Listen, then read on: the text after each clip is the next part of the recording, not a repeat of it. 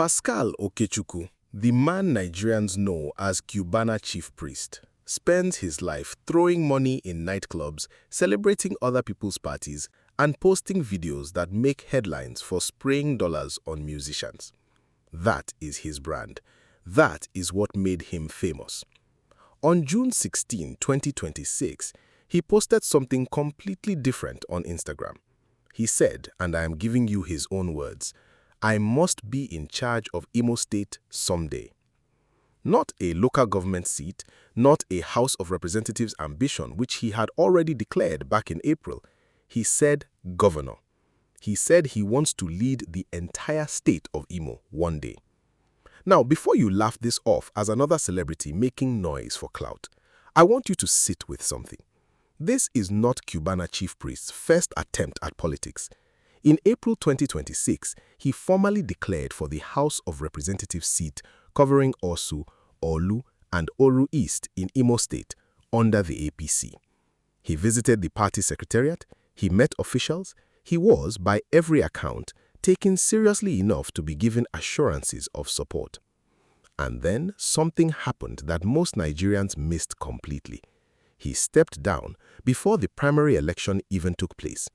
He says he did it out of respect for the party's zoning arrangement after consultations with Imo State Governor Hope Uzodimma.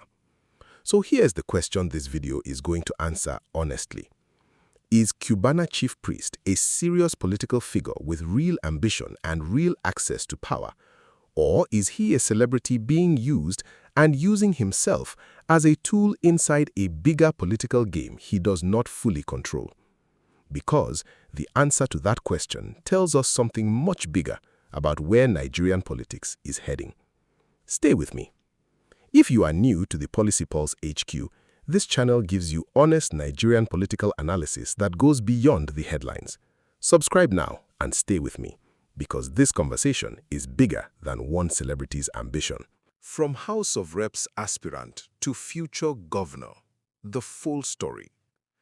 Let me walk you through exactly how this unfolded, because the sequence of events matters enormously for understanding what is really happening here. On April 29, 2026, Cubana Chief Priest announced his intention to contest for the House of Representatives seat representing Orsu, Olu, and Oru East Federal Constituency in Imo State under the platform of the All Progressives Congress.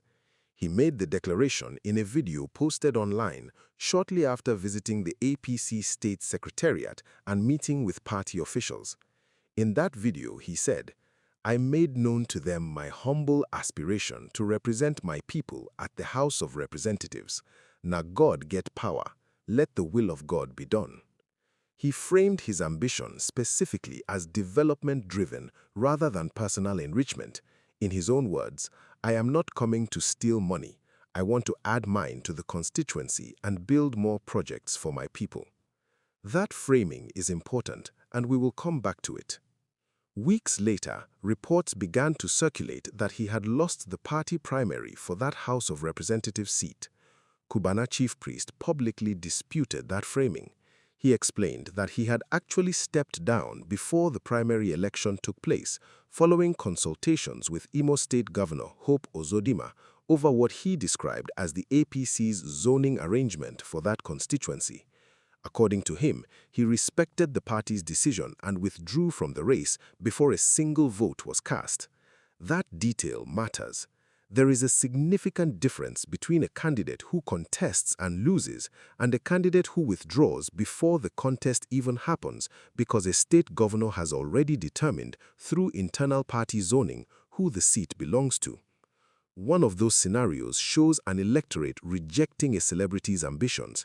The other shows a political structure that never actually gave him a real opportunity to test his popularity at the ballot box in the first place. Then, on June 16, 2026, just weeks after that House of Representatives episode, Cubana Chief Priest posted his governor ambition on Instagram. He used the story of Vozinha, a Cape Verde national team goalkeeper who achieved global recognition at the age of 40 after making a World Cup appearance, as his inspiration. He encouraged people not to give up on their dreams, drawing a direct parallel between the goalkeeper's late career breakthrough and his own political journey. Cubana Chief Priest has also been consistently open about his political alignment throughout all of this. He is one of President Bola Tinubu's most outspoken celebrity supporters. He actively campaigned for Tinubu ahead of the 2023 election. He has consistently defended the administration publicly, and he currently serves as the Imo State coordinator of the City Boy movement, a youth-focused group backing Tinubu's political agenda. Understanding Nigerian political zoning and why it matters here. Let us be precise about what zoning means in Nigerian party politics, because this is the mechanism that determined Cubana Chief Priest's entire House of Representatives episode, and it is worth understanding clearly.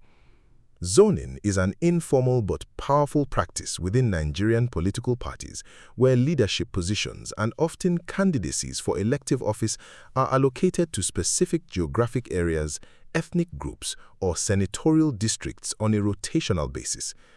It is designed to ensure that different constituencies within a state or party feel represented over time, rather than one area or group permanently dominating political power.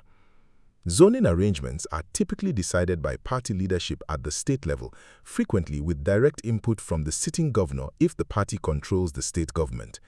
In Imo State, Governor Hope Uzodimma sits at the center of exactly that kind of internal party negotiation. What the withdrawal actually tells us. Here is the detail that most coverage of this story completely missed. Cubana Chief Priest did not lose an election. He was not rejected by voters. He withdrew from a primary process after a conversation with the sitting state governor about a party zoning arrangement that predetermined who the seat was going to. That means his actual electability, his genuine ability to win the confidence and the votes of the people of Osu, Olu, and Oru East was never actually tested. We do not know whether Cubana Chief Priest would have won or lost that primary, because the internal party structure made the decision before the voting members of his own party ever got the chance to decide. That is a completely different political reality from a celebrity failing to win public support. It shows a political system where celebrity fame gets you meetings, gets you assurances, gets you photo opportunities at party secretariat, but does not override the internal power structures that governors and party leadership actually control. Cubana Chief Priest, despite his massive social media following and his loyalty to Tinubu's political movement, discovered that fame alone does not automatically translate into political power inside Nigeria's party system. This is a crucial distinction for understanding his subsequent governor declaration. If his House of Representatives' ambition was blocked by an internal party zoning decision rather than by voter rejection, then his decision to publicly declare an even bigger ambition, the governorship of an entire state, just weeks later, raises an important question. Is he doing this because he genuinely believes his political career is on an upward trajectory despite the setback? Or is the declaration itself a strategic move designed to keep his name, his brand, and his political relevance visible, regardless of whether the House of Representatives episode actually went well for him? Both possibilities deserve serious consideration, and we are going to examine each of them. Now, let us address the central question of this entire video. Can someone whose public brand is built on nightlife entertainment, lavish spending, and celebrity culture actually translate that fame into serious governance capability? This is not a uniquely Nigerian question. Countries around the world have watched entertainers, athletes, and media personalities move into serious political office. Some of those transitions have produced genuinely effective leaders. Others have produced spectacular governance failures. The fame itself tells you almost nothing about which outcome you are going to get. What fame does reliably provide is name recognition, social media reach, fundraising capacity, and the ability to mobilize attention quickly. Cubana Chief Priest has all four of those in abundance. His following runs into the millions across social media platforms. When he posts about his political ambitions, it generates conversation in a way that a completely unknown local government aspirant could never achieve organically. What fame does not automatically provide is policy knowledge, governance experience, administrative capability, or a demonstrated track record of managing complex institutions, budgets, and competing stakeholder interests. Running a nightlife entertainment business, however financially successful, is a fundamentally different skill set from managing a state budget, coordinating security agencies, negotiating with federal authorities over revenue allocation, or overseeing healthcare and education systems for millions of people. This gap between visibility and capability is precisely why serious political observers, both in Nigeria and internationally, remain divided on whether celebrity entry into politics represents democratic renewal or democratic risk. One perspective argues that celebrities bring fresh energy, genuine popular connection, and an ability to mobilize young and disengaged voters who feel completely alienated from traditional politicians. The other perspective argues that celebrity politics substitutes charisma and visibility for the substantive competence that governance actually requires, and that voters risk being seduced by familiarity rather than making judgments based on capability. The framing that deserves real scrutiny. Here is something specific about Cubana Chief Priest's own framing that deserves closer examination. In his original House of Representatives declaration, he said explicitly, "I am not coming to steal money. I want to add mine to the constituency and build more projects for my people." Notice the underlying logic embedded in that statement. It positions his personal wealth, built through nightlife entrepreneurship, as a qualification for public office, on the theory that a candidate who is already rich has less incentive to steal public funds than a candidate who enters politics seeking to become rich.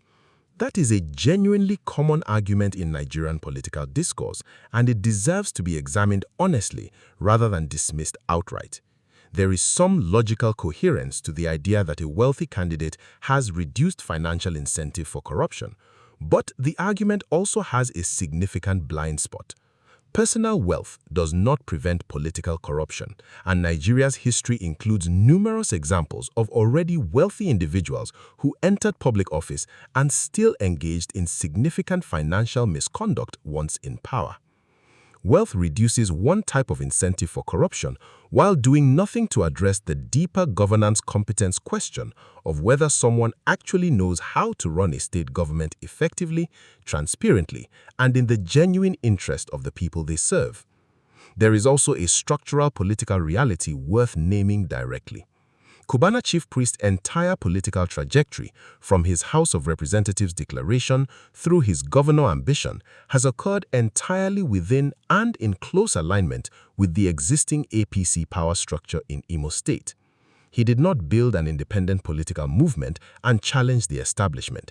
He worked closely with Governor Uzodimma's office, respected the internal zoning decision when it did not favor him, and continues to serve as a coordinator for a Tinubu-aligned youth movement. That pattern suggests someone who is playing carefully and strategically within the existing political system, building relationships and demonstrating loyalty, rather than someone positioning himself as an outsider disruptor, challenging entrenched power. Drop a comment right now and tell me honestly, do you think Cubana Chief Priest's wealth and popularity make him a credible future governor, or do you think Nigerian politics needs a completely different kind of leader? I want your honest view before we get to the section that looks at this trend across Nigeria more broadly. Cubana Chief Priest is not alone. What this says about 2027. Cubana Chief Priest's political ambitions are not happening in isolation. They are part of a genuinely growing trend of Nigerian entertainers, socialites, and public figures seeking elective office ahead of the 2027 general elections. That trend signals something important about how Nigerian politics is evolving heading into the next election cycle. Nollywood actor and musician Banky W has already made the transition from entertainment into serious political engagement, having contested elective office previously. His entry into politics predates this current wave, but it established a template that other entertainers have watched closely. When an established entertainment figure demonstrates that the transition into political relevance is achievable, it lowers the psychological barrier for others in similar positions to consider the same path. The broader pattern reflects a genuinely shift in how political access works in Nigeria. Traditional pathways into elective office typically required years of grassroots party work, building relationships with local government structures, cultivating support among traditional and religious leaders, and demonstrating loyalty within established party hierarchies over an extended period. Social media fame offers an alternative, faster pathway to the single resource that traditional politics has always required most: public name recognition and the ability to mobilize attention and, eventually, votes. This shift raises a genuinely important democratic question for Nigeria heading into 2027. Is the entry of celebrity figures into formal politics a sign of democratic health, evidence that Nigeria's political system is becoming more permeable and accessible to people outside traditional political dynasties and structures, or is it evidence of a different kind of problem, a political culture where visibility and entertainment value are increasingly substituting for the substantive policy engagement and governance competence that effective leadership actually requires? The test of whether celebrity entry into Nigerian politics ultimately proves beneficial or harmful will not be determined by how many entertainers declare political ambitions between now and 2027. It will be determined by whether the ones who actually win office demonstrate real governance capability once they are there, and whether Nigerian voters and civil society hold them to the same rigorous standards of accountability that every other public official should face. Making the strongest case on both sides, honestly. Let us make the strongest possible case for Cubana Chief Priest's political ambitions, because dismissing it entirely without engaging the real arguments would not be honest analysis. The case in his favor goes like this. He has built genuine, substantial wealth through legitimate entrepreneurship in Nigeria's nightlife and entertainment industry. He has a massive, engaged following, particularly among young Nigerians who feel completely disconnected from traditional political figures and traditional political messaging. He has demonstrated through his willingness to step down from the House of Representatives race rather than fight the party's zoning decision that he is capable of working within established political structures rather than causing unnecessary internal party conflict. And his explicit framing around not needing to steal money, whatever its logical limitations, does reflect a genuine attempt to position his candidacy around service rather than personal enrichment. Now let us make the strongest possible case against. Cubana Chief Priest has no demonstrated experience in public administration, policy development, or managing complex governmental institutions. His public brand, built over years, is centered entirely around nightlife, entertainment, extravagant spending, and celebrity culture.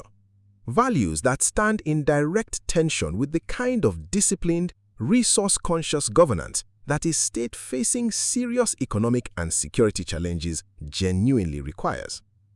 His political trajectory so far shows someone who has moved quickly from zero political experience to declaring ambitions for one of the most demanding executive roles in Nigerian sub-national government without the years of substantive policy engagement that would typically precede such an ambition.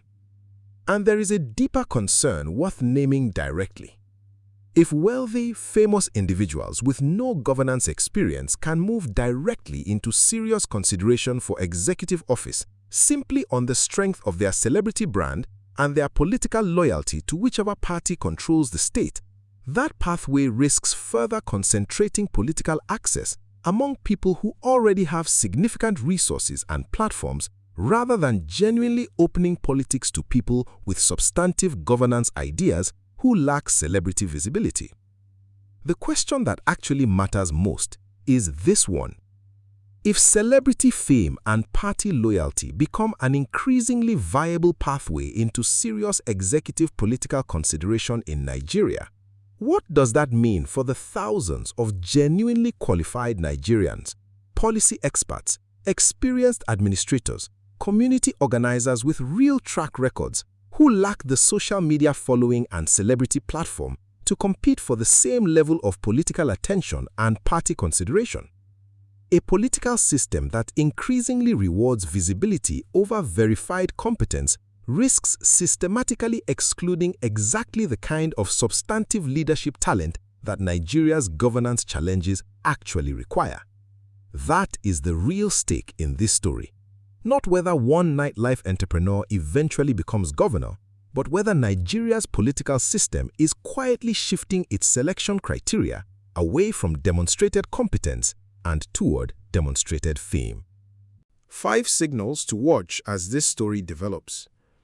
Here is exactly what to watch as Cubana Chief Priest's political ambitions continue to develop and as the broader trend of celebrity entry into Nigerian politics unfolds heading into 2027.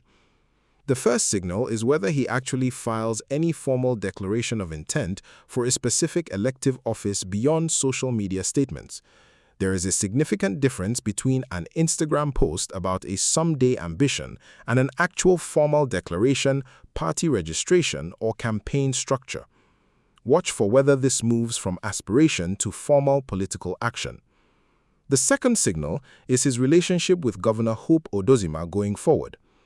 Given that Uzodimma's zoning decision effectively ended his House of Representatives run before it began, watch whether Cubana Chief Priest continues operating in close alignment with the governor's political structure or whether any tension emerges between his stated governorship ambitions and Uzodimma's own political plans, since a sitting governor is unlikely to welcome a celebrity challenger to his own succession plans within the same party. The third signal is whether other Nigerian entertainers and celebrities follow this same pattern ahead of 2027. Formally declaring for elective office within established party structures and zoning arrangements.